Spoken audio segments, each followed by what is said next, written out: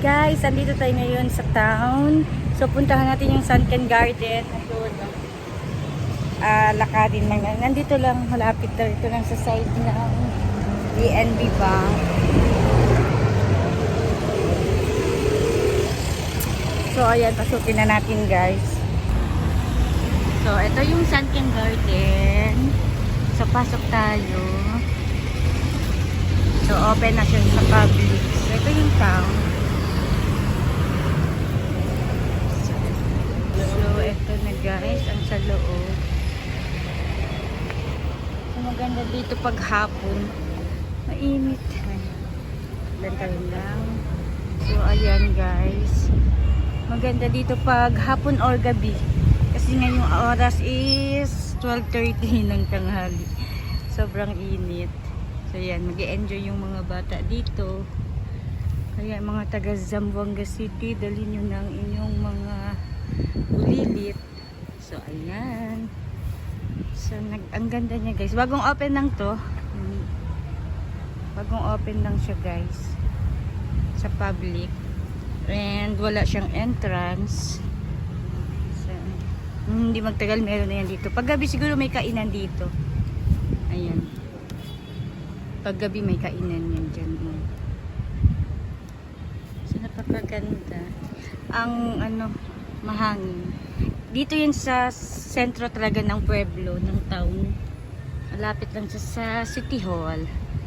So, makikita mo pa yung ayun University de Zamboanga. Kita. So, ayun. Napakaganda ng mga flowers, guys.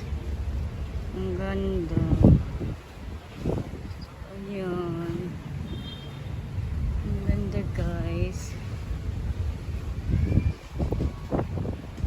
Kasi napakainit. So, ayan, may naglilinis din dito. Mga estudyante. So, Sunken Garden. Sunken Garden. May doon, fish pond. Tingnan natin, may fish pond. So, ayan yung Sunken Garden. Sunken Garden. So, akit tayo. So, ay! Hindi pala siya fish pond. Ay, fish pond kasi wala pang tubig. And wala pang fish. So, ayan siya, drain. Wala siya. So, may mga bantay, Ilan yung bantay? Isa, dalawa, tatlo. Mga soldiers. So, tingnan natin. So, ayan. Hello. Tapos, bigla daw nagsalita na. Biglang sumagot. So, ayan yung soldiers. May mga ang ganda. Bagong open lang to siya. Mga siguro nasa 2 buwan pa lang ata. So, yun yung CR. May comfort room doon. Ayan, pwede ka dyan mag-picture dyan sa circle. Ayan. Tuturi ko lang kayo guys. Sobrang init. So, yun. Meron dito. Tingnan nga natin ang nakasulat.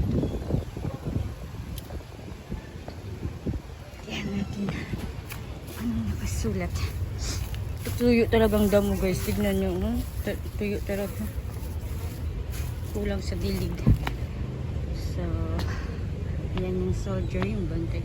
So, ito. The Sunken Garden. The Sunken Garden is a gem of culture and heritage. It is named for its sunken pond, which comes and goes with sea level tides. Located near City Hall, the Sunken Garden once served as home to uniformed personnel charged with security of the local government seat. Basahin natin na. Today, it is the city's very own secret garden, a hidden pocket sanctuary of nature, lush greeneries and paved walkways. With its famed replica map of Zamboanga City, safely cocooned from the busy bustle of the city's central business district with graceful bamboo walls. Revitalized under the leadership of Mayor Maria Isabel Climaco Salazar administration and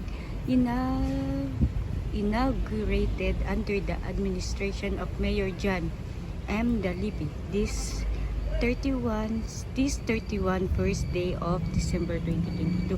So 2022 pala to na open. So magto 2 years siya itong December. Guys, lettuce ba yan? Oh?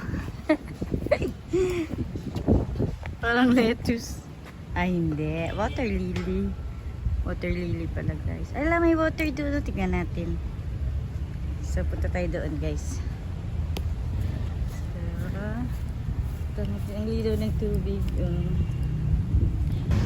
So, yan. Wow.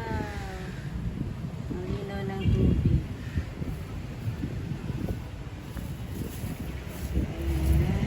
Grabe kung may isda. Ay, walang isda. So, ayan, may ano sila pa. Picture tayo dyan. So, yan guys. Siguro pag gabi yan, ino-open yan nila para maglabas yung water dyan. So, yan. Pag gabi siguro to dito maraming pumupunta guys.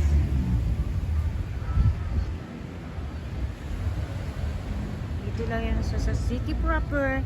Kaya kung ako sa inyo, pumunta na kayo, dali niyo yung mga anak para mag-enjoy. So, ayan. So, may mga estudyante na guys. Ano na sila. Mainit kasi, dapat hapon dito pumunta. So, mga bata.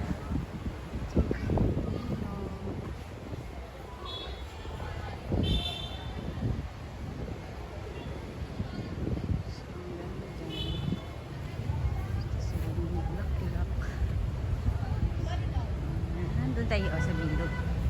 Dito sa bilog guys.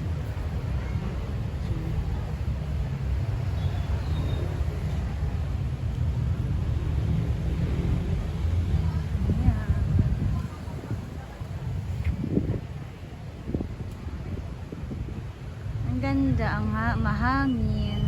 Sa picture tayo doon sa may bilog guys.